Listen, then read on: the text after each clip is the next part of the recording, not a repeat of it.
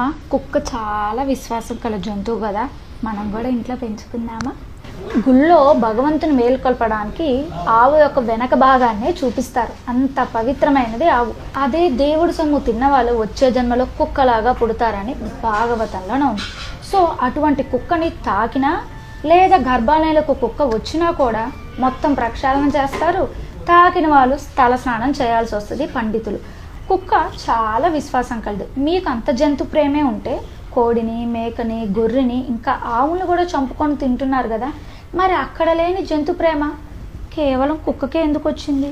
ఎందుకు వచ్చిందంటే అది మనకి కన్వీనియంట్గా ఉంటుంది, చక్కగా బొచ్చుండి ముద్దు ముద్దుగా ఉంటుంది. అది మన ప్రెస్టేజ్ షూగా భావించి మనం కడుపున పుట్టిన పిల్లలైనా సంకనేసుకొని తిరుగుతామో లేదో కానీ కుక్కను మాత్రం మీద వేసుకొని తిరుగుతున్నావు, దానికి ఎంతో ఖర్చులు పెట్టేస్తున్నావు. నిజంగా మీకు జంతువులపైన అంత ప్రేమే ఉంటే ఆవులపైన ఖర్చు పెట్టండి, మనకి పుణ్యము వస్తుంది. తినడానికి పాలు, పెరుగు కూడా చక్కగా హార్మోన్స్ ఏమి ఇంజెక్ట్ చేయకుండా న్యాచురల్గా దొరుకుతాయి. మరి కుక్క నుంచి వచ్చే వాటిలో మనకి ఏది పనికొచ్చేది లేదు, అది నాకు తెలుసు.